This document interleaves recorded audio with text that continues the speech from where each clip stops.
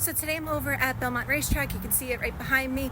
They are in the process of tearing down the building. I'm going to show you what the progress has been so far. They're going to replace it with a more modern building in roughly, I think, like a 2-year timeline.